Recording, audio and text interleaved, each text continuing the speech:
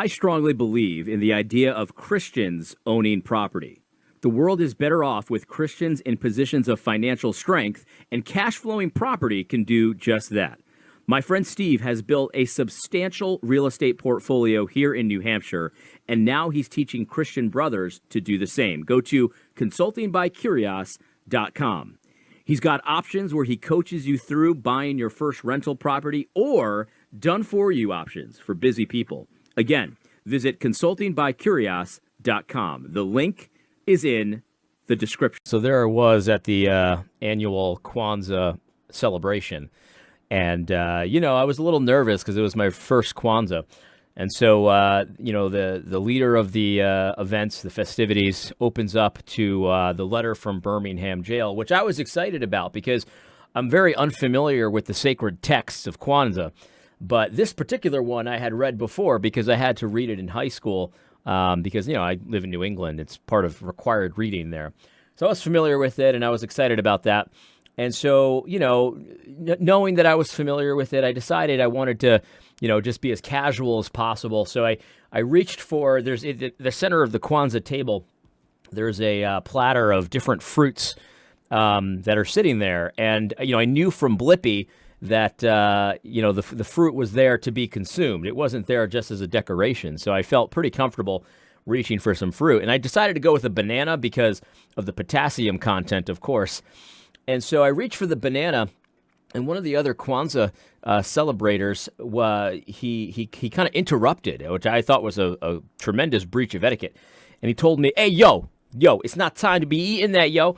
And I was like, "Man, I didn't know." And but I was like, I still had it in my hand, like I hadn't let it go yet. And he's like, "Yo, you better drop that, dog. You better drop that. We can have a problem here." And so I dropped it, and then the leader of the Kwanzaa celebration said, "Listen, brother, it's a tradition that we have a guest at Kwanzaa, and so the guest is able to eat the banana so he choose, if he so choose." And you could see that the other guy was pretty upset, but he was like, "Aye." And so then I ate the banana, and there was no violence. And so it was the best Kwanzaa of all time.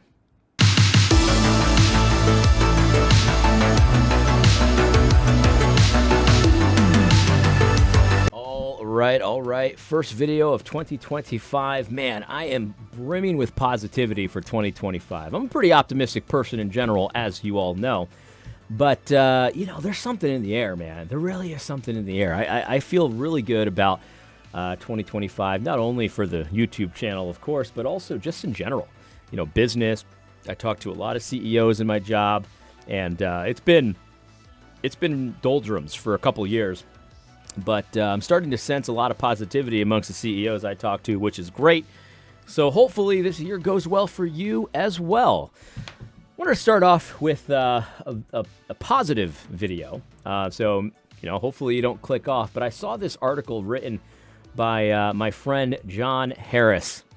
John Harris, great guy. Of course, a lot of you know him from the Conversations That Matter podcast. He also helped found TruthScript, which is a website. It's like a blog website with various types of things. It's really good stuff. Not the kind of material that you're going to see from Gospel Coalition, but it's still got a lot of helpful, winsome style articles. You know what I mean? It's not going to be winsome in the trademark sense, but you're not going to find stuff here that's so winsome that your brains fall out. But there is some good stuff here, and I thought this article was really good. Now, this is about 6 cautions for the new Christian right. And, this is the thing. People are talking about the new Christian right, and, it's always going to be a mixed bag. People support certain things for different reasons, and there's always going to be different motivations, different backstories, different reasons why people support a certain thing. I'll never forget this. One time, a supporter of the 80 Robles YouTube channel, I talked to him on the phone, and I asked him, I said, "Hey, why do you find my content so helpful?" And he kind of paused for a second, and he said, "I've got some experience with politicians and, things like that. And one of the things I was taught early on," he says to me, you don't always want to know why people are supporting you." You know what I mean? Something like that. That's not an exact quote. But he said, sometimes you don't want to know why people support you. And I thought that was very interesting. I thought that was very interesting. But anyway, all that to say is people support different things for different reasons. But here John Harris, I think, gives pretty valid cautions that are, good to consider for anybody, really. But he thinks especially the new Christian right. And so what I thought I would do is start off the year with a very positive video. What I'm going to do is I'm going to read this article and then provide some commentary as I see fit. So, if you want to read the article yourself, it's on truthscript.com. 6 cautions for the new Christian right. John starts, he says, as far as I can tell, the new Christian right is primarily composed of younger American Protestants interested in overcoming liberal ideology by restoring Christian order to their lives, churches, and society. The movement is broad in that it encompasses different flavors and visions for how life ought to be arranged. It includes general equity theonomists, paleo-conservatives, self-described Christian nationals, traditional Baptists, and others. Let me stop there for a second. This is very important, you know what I mean? Because one of the ways that people try to criticize the new Christian right or Christian nationalists is they say, well, tell me what you would do in this particular situation in the future, and if you don't give me all the answers in specific detail right now, then you know that this is completely undoable. And it's like, no, it's just so preposterous, right? Like, we've got a group, it's a coalition, and some of us have different visions for exactly what it ought to look like, but we agree on enough of the basics, on the foundations, that we can work together right now. And that's just fine for right now, because right now, we're at very basic levels, right? Like, we still haven't figured out how to actually have a real nation, right? We haven't figured out how to ban abortion or to suppress homosexual ideologies and stuff like that. Like, we're at very basic levels here. So a lot of our cooperation is going to be at that basic foundational level. And so even if we don't have a specific plan for how to deal with Catholics in the future, that really has nothing to do with our cooperation and our moving forward today. You know what I mean? It would be like saying to a football team, when they're running their first play, before you run your first play, tell me exactly how you're going to score a touchdown. Tell me exactly how you're going to score the touchdown. Tell me the play you're going to run when it's time to score a touchdown before you run this first play. And it's like, well, that's not really how it works. It's just very weird. Very strange, very weird. In any case, let's continue. He says, some critics argue that this movement, along with the broader post-liberal ethos it embodies, is essentially a revived form of fascism, pointing to its rejection of social pluralism, its focus on group identities, and its aim to use political power to enforce Christian-based social mores. Of course, by these standards, all pre-modern Christian societies would be fascist. Good point. In reality, the new Christian right is a group primarily composed of men who are deeply aware of what they call trash world and its potential to ruin their children's lives. Disillusioned with the leadership of traditional legacy ministries and political approaches, they see little hope for change. As a result, they have turned to the past, seeking pre-liberal and sometimes pre-modern Christian approaches to how life in society should be organized. I consider myself to be part of this general movement insofar as I found my own political footing and spiritual grounding in the writings of saints who died years ago, such as political theorists like Edmund Burke and spiritual fathers like Augustine. Once someone marinates in these older writings, it's easier to see the compromised liberalism present in modern Christian literature. It is important to express my overall positivity towards this movement before I share my concerns. Guys, this article is coming from a friend, and this is a very important point to take to heart, because friends want you to not fall into potential pitfalls. Friends want to warn you about potential dangers in the road ahead. They have what's best in mind for you. And so it's important, I think, to listen to friends. And I think a lot of the angst that we feel right now online in Reformed circles is because people we assumed were friends started treating us like enemies. And maybe they are friends, right? I think a lot of people are quick to say, well, they're just enemies, right? And I think that, it's wise to maybe pump the brakes on that just a little bit, because sometimes, if my brother were confronting me about a sin in my life, which has happened before, a lot of the initial volleys of that confrontation would feel like an attack. And often when you're being confronted about something, no matter who it is, it feels like an attack. And I think at those initial moments, you should really pump the brakes on deciding whether or not it is an attack or it isn't. Maybe it is, and I'm not going to deny that some of these were attacks, because in my opinion, some of these things that have happened from people that we assumed were friends really were attacks. They really were. But pump the brakes, because when you're in that emotional state, when you feel like you're being attacked, you feel like maybe it's possible that you're just being confronted and it's not an attack and it's coming from a friendly place. Like, think that through, because when you're in that initial phase, you're too emotional to know for sure if it's an attack or maybe it's a friendly confrontation. But I'm here to tell you that John Harris, I've talked to him many times behind the scenes, in front of the scenes, under the table, over the table, wherever you want to say, behind the curtain, in front of the curtain, whatever. I've talked to him many times. John Harris is a friend. This is a friendly confrontation. Anyway, let's get back to it. Not all my concerns have materialized, and those that have emerged have done so in ways that are to be expected from any movement led by imperfect individuals.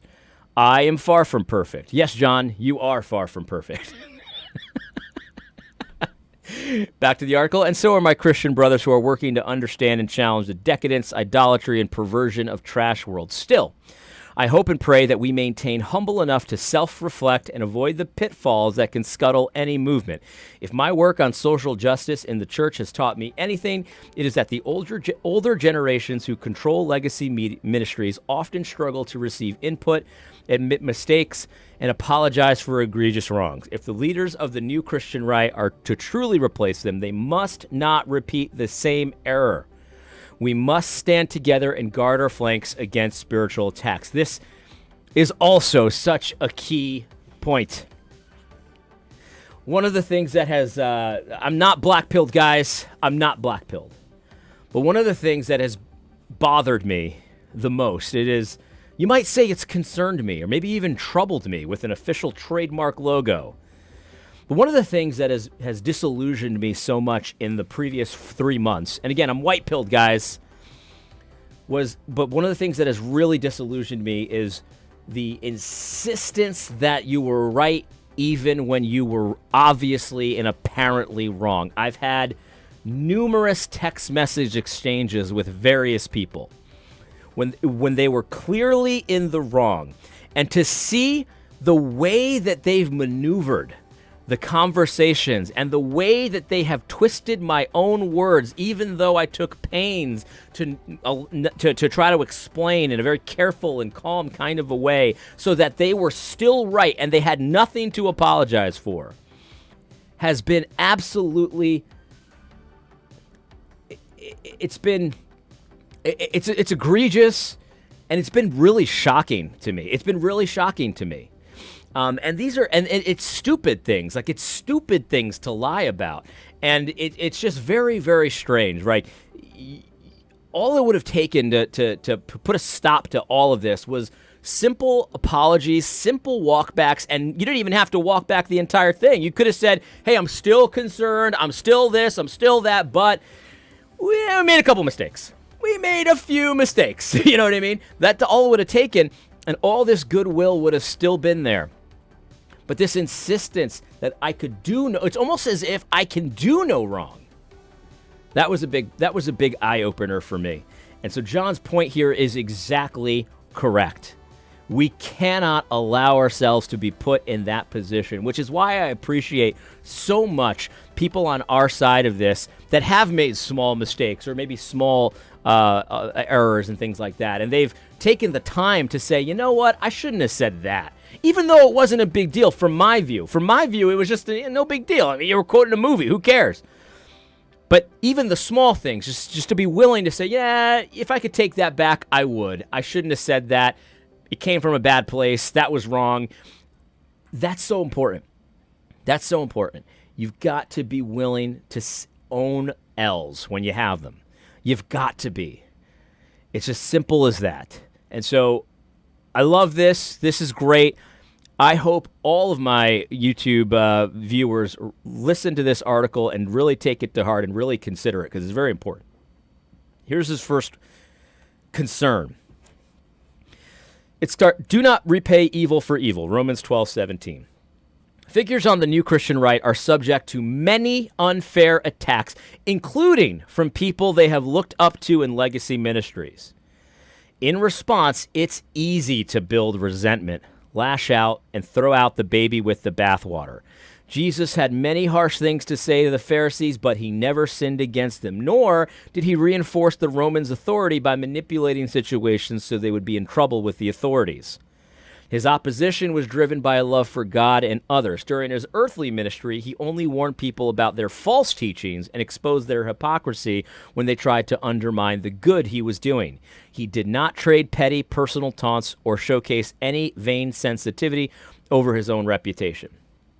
Importantly, he also distinguished between the Pharisees and the common people who followed them in ignorance.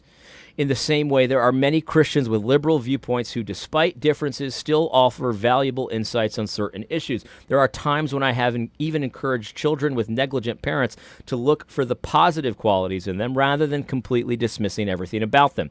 As Christians, we are called to tear down every lofty thing raised up against the knowledge of God, but we should leave judgment of the truly evil to God, trusting in his righteousness rather than seeking personal vengeance. This is so important. It is so easy to get black pill. That's what he's talking about here. We do not want to black pill. I've been talking about this for the last few weeks. It's easy to do that. It's easy to throw the baby out with the bathwater. We cannot do that. That does not mean that we don't criticize these legacy ministries. That doesn't mean that we don't do our takedown videos of various stupid things that they've said. What it does mean, though, is that we give credit where credit is due. We don't give it where it's not due, but we always maintain a respectful approach. I completely agree.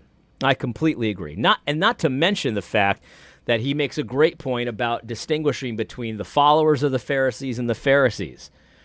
Again, you've got to have a certain level of, I don't know what it is. It's just patience, I think. It's just patience. You know what I mean? And I tried to express this during the Woke Wars 1, where I was ripping some of these guys, Chandler, Russell Moore, all these guys, Tim Keller. But the same beliefs, spoken by their followers, I tried to have a lot more patience for. I wouldn't want to do takedown videos of people that weren't leading the people astray, but rather were being led astray. There's got to be a different way to talk to different kinds of people. I love that. I love it. Number 2, do not center your life around new Christian right leaders. The new Christian right movement is a movement in flux. Some of its more prominent leaders have shifted their views on topics such as natural law, patriarchy, and eschatology in just the past few years. Perhaps nothing has changed more rapidly than historical paradigms, including interpretations of the founding, the war between states, and the world wars. Since the new Christian right owes much of its existence to the failures of legacy organizations, there is a back-to-the-drawing-board spirit within the movement. It is invigorating to learn new things and correct past misconceptions. Everyone is, to some extent, a student in this process. However, it can be risky if the entire confidence of a movement rests solely on students. One of the major failures of the celebrity preacher culture was that it placed burdens on individuals who were not equipped to bear them. While it is important to show respect where it is due, it is dangerous to outsource all of one's thinkings or rely on a single person for spiritual guidance, especially when they are relatively untested. On a personal note, I feel uncomfortable when people place me on a pedestal as if I hold the key to all knowledge and infallible in the topics I discuss. This is not healthy. I do not possess all the answers, and there is much I still need to learn. New Christian right leaders must be especially vigilant in pointing people to Christ and his truth, particularly in an age when people will grab anything to make their lives feel stable again. Very good point. Very good point. He's so right that this is all in flux right now. Lots of people are changing their views on lots of things. And it's important that, and this is something that I've heard Dr. James White talk about, like when you change your view very radically on something, it's probably not a good idea to become apologist against that thing right away. And I've seen Dr. James White and others, even Doug Wilson, talk about that kind of thing before. It's very risky. It's not a smart move. It's not what you ideally would want to do. And it's so true. But then I've also seen it happen where men like this embrace someone who has changed so radically as an apologist against that thing when it suits them. There is a little bit of hypocrisy in some of these guys, lives in that regard, but and it goes poorly. It goes very poorly. You know what I mean? And so I think that's a very good point. Like things are changing a lot. Things that you didn't believe, 3 years ago, you believe today. And I think it's worth considering how much of what you believe today will you believe in 3 years. It's worth considering. And so I think that probably the lion's share of your energy, the lion's share of your mental capacity should be to things that are more timeless than that. So very good stuff. Very good stuff. Number 3, he says, honor the gray head. He says, I have told friends before that I believe that NCR is doomed if older people are not part of it. Their wisdom, experience, and leadership is necessary for its maturity, stability, and success. The truth is, there are many older folks who do not have answers for the problems afflicting us today. They possess common sense, a knowledge of history, mind saturated in the scripture, and a penchant for practical application. I'm sorry, I messed that all up. The truth is there are many older folks who do have answers for the problems afflicting us today. They possess common sense, a knowledge of history, mind saturated in the scripture, and a penchant for practical application. I know this because I've met them all over the country. I try to invite them to headline events and come on my podcast. They are not always the new shiny object, and most of them were either not interested in leading legacy institutions or were blacklisted from doing so in the past. But they are leaders nonetheless, and even in smaller capacities, like pastoring small-town churches and engaging in local politics. It is good for younger NCR figures with large platforms to locate these faithful men and promote them where they can. I agree. I totally agree. I talk about my father very positively all the time. And, this is something that I've known my entire life, that he has a lot of common sense. He has a lot of wisdom. He has a lot of knowledge that I can use to my advantage. And he's very willing to share it with me to use to my advantage.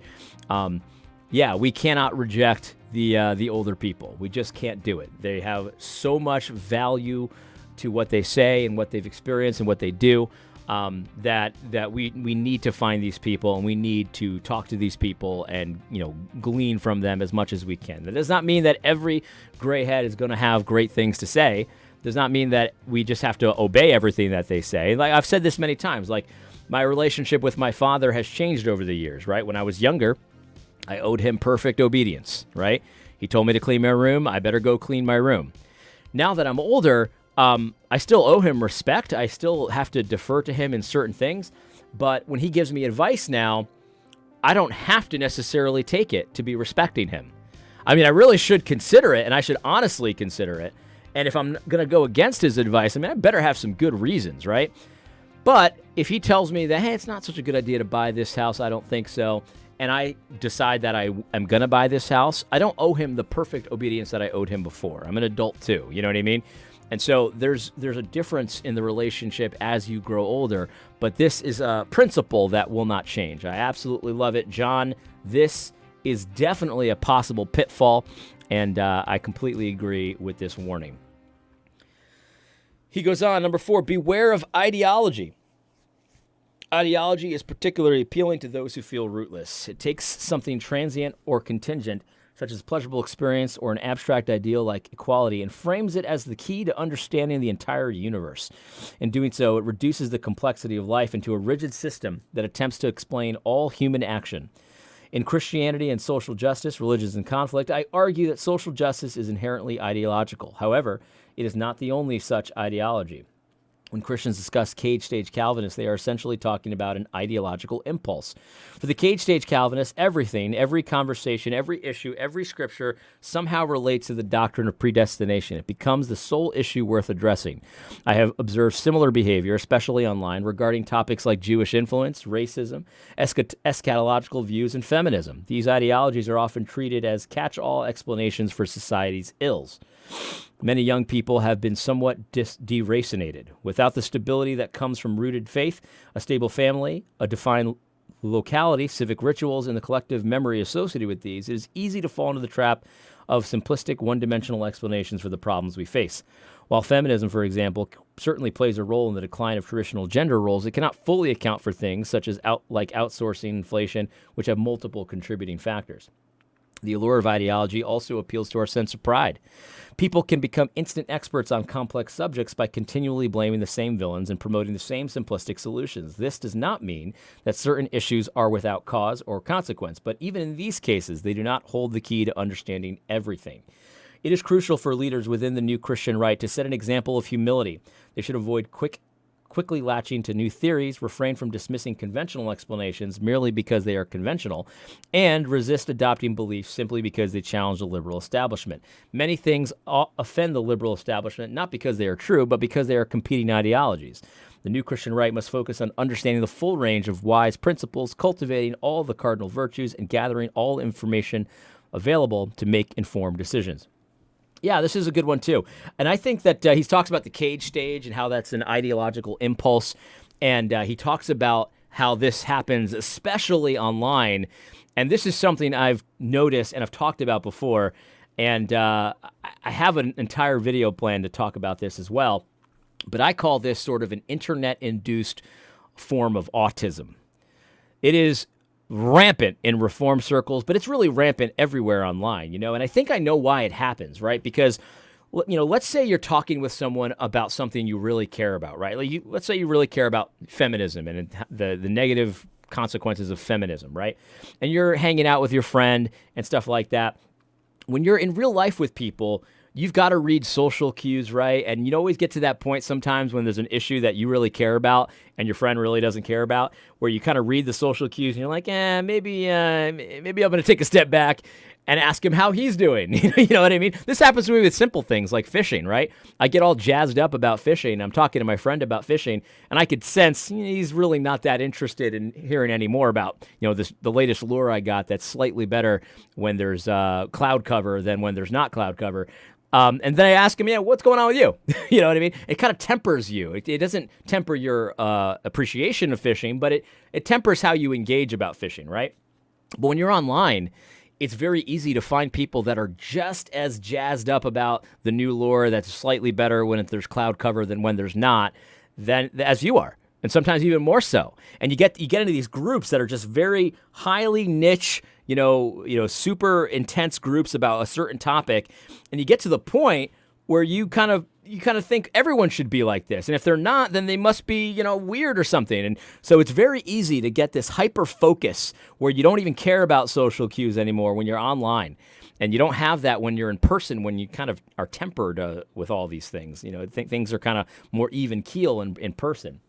Online, there's this temptation to be hyper-focused on one particular thing that you happen to care a lot about. There's nothing wrong with caring a lot about something. It's not like it's idolatry or anything.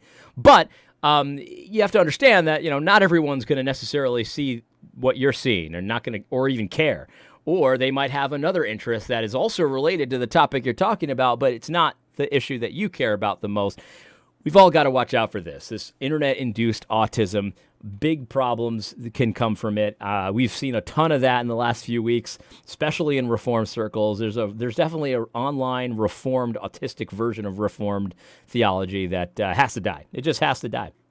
In any case, let Scripture guide you is number 5. There is a lot of enthusiasm for natural law within the new Christian right, even among self-described theonomists. This provides a bridge to work with people from other faiths on important issues. Not every leader in the movement is a pastor, and not every resource will have Bible verses all throughout it. But there still should be an emphasis on Scripture. One reason is that Scripture is true and speaks to the broad range of topics that inform NCR thinking. I will often try to let my Christian audience know where to look in the Bible for even conclusions that are drawn from necessary and proper consequences or natural principles. The Bible simply assumes and does not need to argue for. There is also a spiritual advantage to using the very words of God to communicate truth. Yeah, I love it. I absolutely love it. Natural law is real. Natural law is good.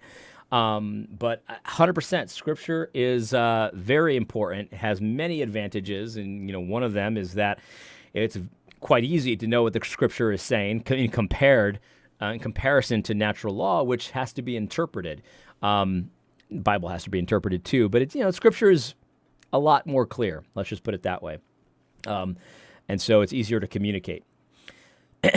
Avoid ecumenism. He says, it is commendable that Protestant Christians are first and foremost drawing from their own rich tradition while also learning from other sources such as classical literature and Catholic thinkers. In political battles, it is beneficial to have as many allies as possible to combat shared threats. However, a problem arises when the impression is given that those outside Orthodox teaching are spiritually sound. For example, while Mormons may oppose abortion and uphold many Christian-derived moral values, they hold to a different understanding of Jesus and the gospel, which according to Scripture cannot save. Some members of Roman Catholic and Eastern Orthodox churches, who have important things to say about social problems, also hold to understandings of justification and sanctification that is out of step with Protestant theology. As social threats push together members of various religious groups that uphold traditional moral values, we can expect to see more mingling across denominational and religious lines. While Mormonism may not pose the same immediate threat as liberalism, it still presents challenges to Christian teaching. Addressing this issue should not be difficult, but in a liberal age where religious disagreement is often seen as impolite, even leaders of the NCR can feel the pressure.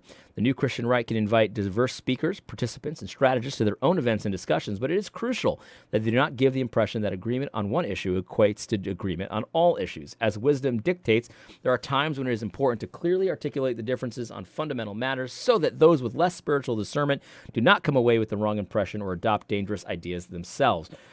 Also a very good warning. I think, here's the thing. I think when it comes to the political movements of the Christian right, that we absolutely are, again, working on these basic issues, right? These foundational basic issues of basic morality, basic legal, structure, things like that.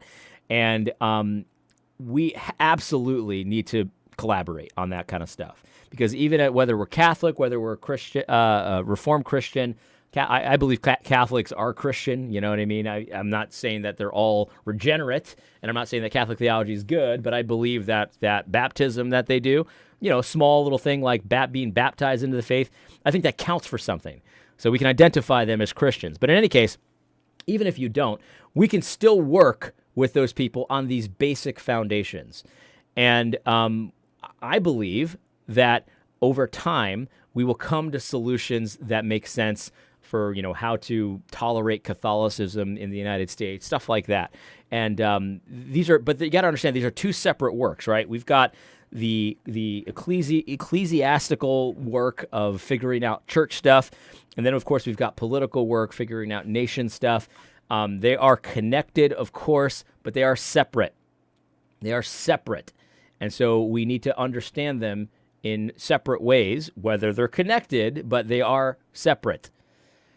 It's just a fact. We got to deal in reality. We cannot let this internet-induced reformed autism to take over our entire lives. We just can't do it. We just simply can't do it. In any case, the conclusion. This is not an exhaustive list of potential pitfalls, but they are the main ones I see as that I can see crippling the movement should they ever take root. Ultimately, God is in control of what happens in both America and his church. I love how he separated those, because we've got the nation and we've got the church. We've got the nation, we've got the church, and pastors are responsible for the church. And we've got, kings and princes and vice regents that are responsible for the nation. And they should be Christians too. You know what I mean? But they're different. They're distinct. And we should treat them as such. He is raising up a generation of Christian men and women to set a new direction for American Christians. Really, though, it is not so much a new path, but a return to an old path we left to our peril. May God continue to bless enthusiasm for his order, wisdom, and law in our daily lives and into the future. Yeah, this is something that I think is so important, too. Like, a lot of people think like we're trying to reinvent the wheel here, and it's really, and you see this with questions like, what kind of standing would the Catholics have in your new Christian world? And it's like, we can just point easily back to what they did in the United States when it was first, the United States, when it first became the United States. What standing did Catholics have then? You can look back to that stuff and kind of answer your own questions. And I think we can do better than what they did before, but that's a good place to start if you're wondering. So, like, some people are so captured by the liberal mindset that they don't even recognize that the United States used to look and operate a lot differently, and that was better than the way it operates now. Now, doesn't mean it was perfect. That doesn't mean that we go, woe is me, why were the previous days better than these? No, but you look back and you say, okay, let's look at what they did. Let's grab onto the good things they did, and let's improve on some of the things that they didn't do quite so well. We're not even close to those steps yet. We're not even in the red zone yet. Let's worry about the red zone plays when we get there. Right now, we've got to get 10 yards. We're at the 20-yard line. We need 10 yards in order to get the next first down. Let's focus on getting those 10 yards. We can do it together without having an agreement on exactly what play we should run when it's first and goal on the 2-yard line. We'll consider that when we get there. We've got a whole bunch of plans, but you never know which one's going to make the most sense given the situation. Let's work together to get those first 10 yards. In any case, I hope you found this video helpful. God bless.